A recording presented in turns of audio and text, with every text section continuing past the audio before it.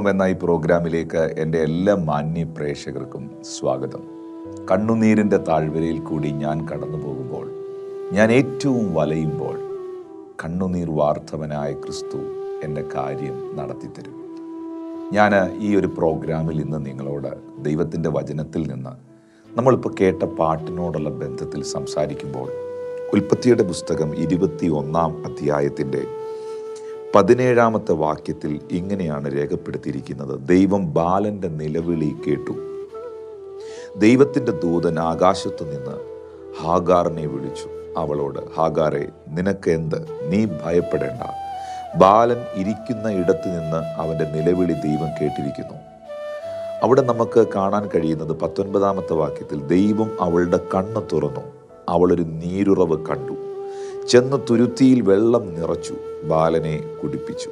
ദൈവം ബാലനോട് കൂടെ ഉണ്ടായിരുന്നു.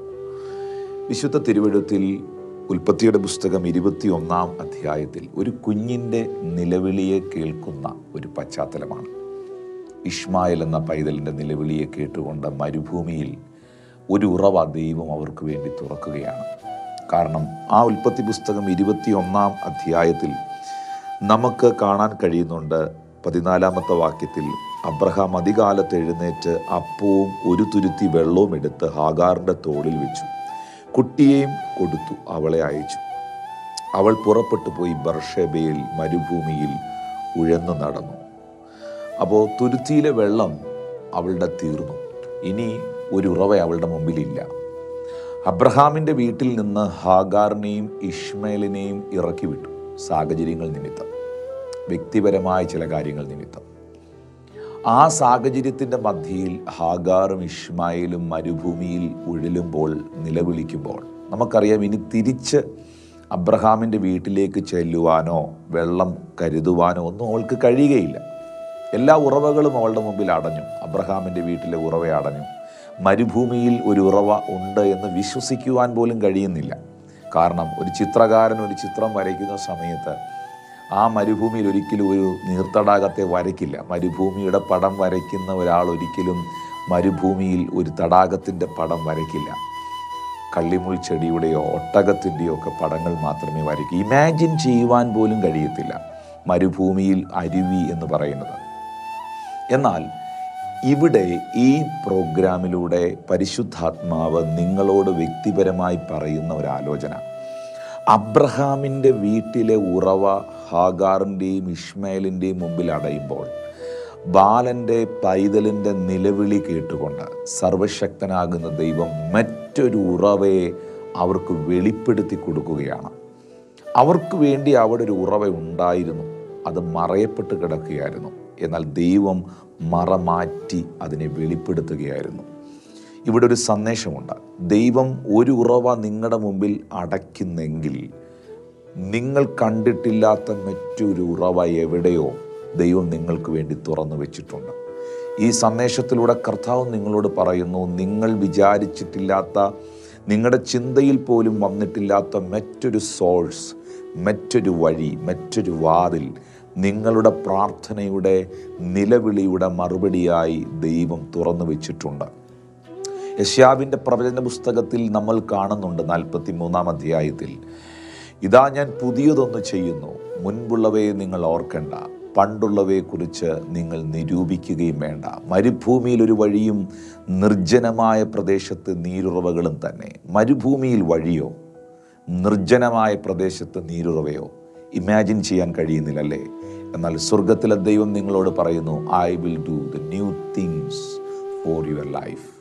ഞാൻ നിങ്ങളുടെ ജീവിതത്തിൽ പുതിയത് ചിലത് ചെയ്യും.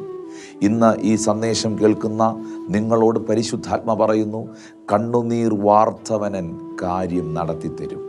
കണ്ണുനീർ താഴ്വരയിൽ ഞാൻ ഏറ്റം വലഞ്ഞിടുമ്പോൾ കണ്ണുനീർ വാർത്തവനൻ കാര്യം നടത്തിത്തരും. നഹൂം എബ്രഹാം ഈ വരികൾ പാടുന്ന സമയത്ത് അതിനകത്ത് മറിഞ്ഞിരിക്കുന്ന വലിയൊരു സന്ദേശമുണ്ട് പ്രിയപ്പെട്ടവരെ. യേശു കർത്താവ് യോഹന്നാൻ സുവിശേഷം 11-ാം അധ്യായത്തിൽ ലാസറിൻ്റെ ഭവനത്തിലേക്ക് വരുമ്പോൾ, ലാസർ മരിച്ചിട്ട് 4 ദിവസം കഴിഞ്ഞിരിക്കുന്നു. അവൻ്റെ സഹോദരിമാരായ മാർത്തയും മറിയയും വല്ലാതെ ഭാരപ്പെട്ടിരിക്കുന്നു. വിശുദ്ധ വേദപുസ്തകത്തിലെ ഏറ്റവും ചെറിയ വാക്യവും ലോകത്തിലെ ഏറ്റവും വലിയ സംഭവമാണ് യോഹന്നാൻ 11:35. യേശു കണ്ണുനീർ വാർത്തു. ദൈവം കരഞ്ഞു. ദൈവത്തിൻ്റെ കണ്ണിൽ നിന്ന് കണ്ണുനീർ വന്നു. ഒരു കുടുംബത്തിൻ്റെ നിലവിളിയുടെ മുൻപിൽ, ഒരു കുടുംബത്തിൻ്റെ പ്രതിസന്ധിയുടെ മുമ്പിൽ, ഒരു കുടുംബത്തിൻ്റെ വേദനയുടെ മുമ്പിൽ ക്രിസ്തു കണ്ണുകൾ നിറഞ്ഞ് കരയുകയാണ്. എന്നാൽ ആ സഹോദരിമാരുടെ കണ്ണുനീരും ക്രിസ്തുവിൻ്റെ കണ്ണുനീരും ആ ഭവനത്തിൽ ആനന്ദമായി തീരുന്നു. അടുത്ത നിമിഷങ്ങളിൽ മരിച്ച, നഷ്ടപ്പെട്ട അവരുടെ ലാസർ എന്ന സഹോദരനെ കല്ലറവാതിക്കൽ ചെന്ന് പേർ വിളിച്ച് ഉയർപ്പിച്ച് യേശു കർത്താവ് പുറത്തു കൊണ്ടുവരികയാണ്. കണ്ണുനീർ വാർത്തവനൻ കാര്യം നടത്തിത്തരും. ദൈവത്തിൻ്റെ സന്നിധിയിൽ കരയുന്നവരുണ്ടോ? കർത്താവിൻ്റെ സന്നിധിയിൽ പ്രാർത്ഥിക്കുന്നവരുണ്ടോ? ദൈവത്തിൻ്റെ മുമ്പിൽ കരയുന്നവനെ മനുഷ്യൻ്റെ മുമ്പിൽ കരയാൻ ദൈവം അനുവദിക്കുകയില്ല. ദൈവത്തോട് യാചിക്കുന്നവരെ മനുഷ്യരോട് യാചിക്കാൻ ദൈവം വിടുകയില്ല. നിങ്ങളുടെ കണ്ണുനീരിന് മറുപടിയുണ്ട് പ്രിയപ്പെട്ടവരെ. നിങ്ങൾ എന്തിനാണ് കരഞ്ഞതെന്ന് കർത്താവിന് അറിയാം. നിങ്ങളുടെ കണ്ണിൽ നിന്ന് വീഴുന്ന ഓരോ ചൂടുള്ള കണ്ണുനീരിനും ഇപ്പോഴും ഈ മെസ്സേജ് കേട്ടുകൊണ്ടിരിക്കുമ്പോഴും ആ കണ്ണ് നിറഞ്ഞൊഴുകുന്നത് കർത്താവ് കാണുന്നുണ്ട് പ്രിയപ്പെട്ടവരെ. ഈ ഭൂമിയിൽ പലതും ടെസ്റ്റ് ചെയ്യാനുള്ള ലാബുകളുണ്ട്, സൗകര്യങ്ങളുണ്ട്. ബ്ലഡ് ടെസ്റ്റ് ചെയ്തിട്ട് നിങ്ങൾക്ക് എന്തെങ്കിലും പ്രശ്നമുണ്ടോ എന്ന് അവർ പറയും. നിങ്ങളുടെ പനി ഏത് കാറ്റഗറിയിൽ പെട്ടതാണെന്ന് ബ്ലഡ് റിപ്പോർട്ട് വ്യക്തമാക്കും.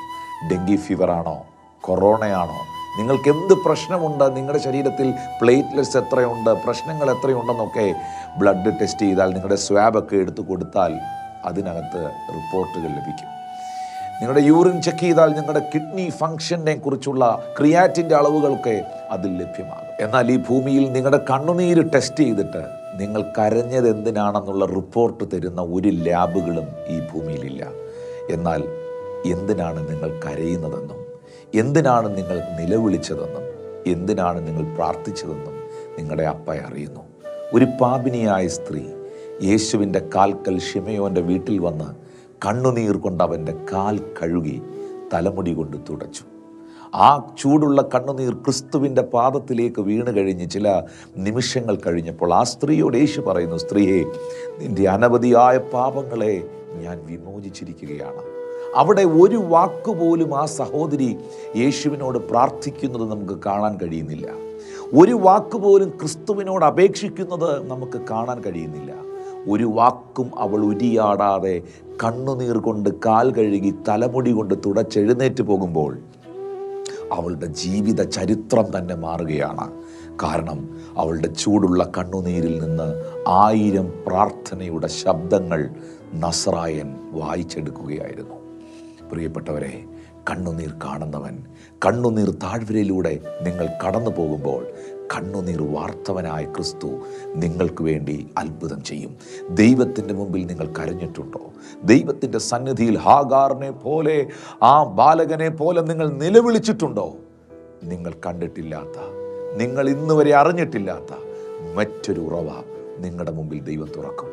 അതൊരു പക്ഷേ സമാധാനത്തിൻ്റെ ഉറവയായിരിക്കാം, സാമ്പത്തിക വിടുതലിൻ്റെ ഉറവയായിരിക്കാം, പരിശുദ്ധാത്മാഭിഷേകത്തിൻ്റെ ഉറവയായിരിക്കാം, ആത്മീക സന്തോഷത്തിൻ്റെ ഉറവയായിരിക്കാം, ഭയരഹിതമായ ക്രിസ്തീയ ജീവിതത്തിൻ്റെ ഉറവയായിരിക്കാം, കുടുംബജീവിതം ധന്യമാകുന്ന, കുടുംബജീവിതം ഏകീകരിക്കപ്പെടുന്ന, റിസ്റ്റോർ ചെയ്യപ്പെടുന്ന ഉറവയായിരിക്കാം, നിന്റെ തലമുറകളുടെ മടങ്ങിവരവ് എന്ന ഉറവയായിരിക്കാം, ശാരീരികമായ സൗഖ്യം, മാനസികമായ വിടുതൽ എന്ന ഉറവയായിരിക്കാം. എന്തു തന്നെയുമാകട്ടെ, നിങ്ങളുടെ കണ്ണുനീരിന് മറുപടിയുണ്ട്.